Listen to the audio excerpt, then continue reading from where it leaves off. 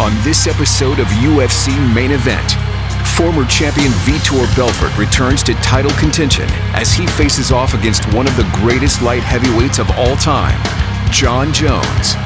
At UFC 128, Jon Jones became the youngest champion in UFC history, besting Shogun Rua to become the king of the UFC's light heavyweight division.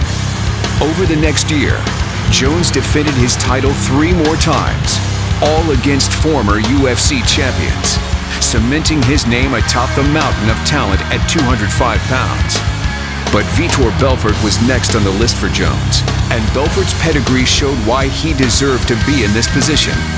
With a mixed martial arts career that spanned over 20 years and 3 weight classes, Vitor Belfort has long been a name associated with the UFC. Belfort's runs in the octagon culminated in earning the light heavyweight title all the way back at UFC 46. And at UFC 152, Belfort would have all of his skills put to the test in a showdown that could see him crowned champion for his 2nd time.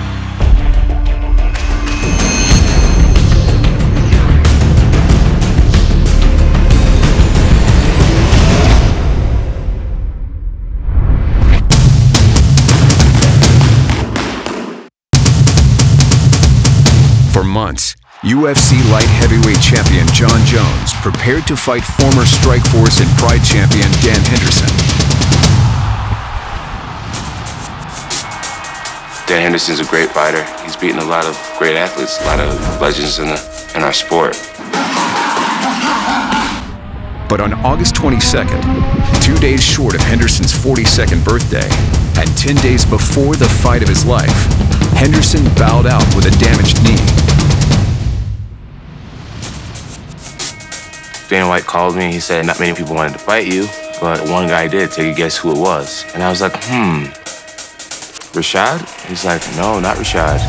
Chael Sonnen. I was like, oh, interesting. But, citing the short preparation time, Jones declined the fight. You can't ask any high-level athlete to do what they asked me to do.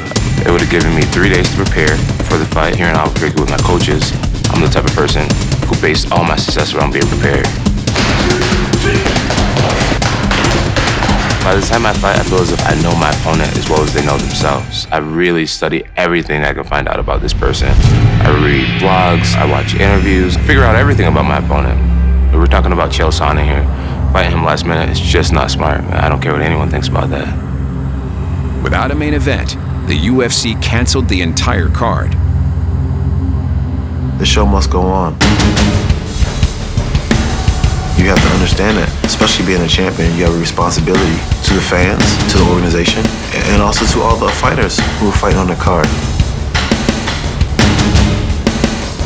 Being Jon, if I didn't want to fight Chael and they said, we're going to cancel this whole card, I just would have thought about all those fighters who's going to miss out on that money. They never really clarified to me that the card was going to be flat out canceled based on my decision. It was the UFC's decision.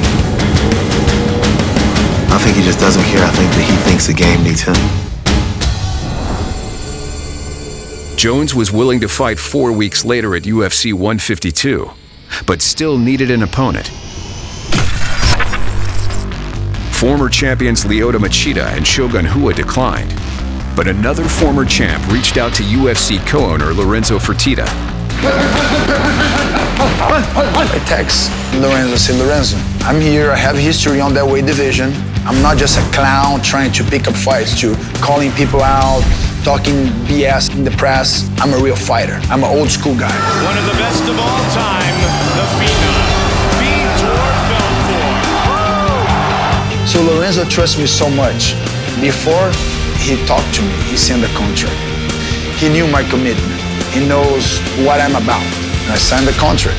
And then I call him and I say, Victor, I'm glad you're not a diva. I said, Lorenzo, one thing you know, I'm never gonna let you down.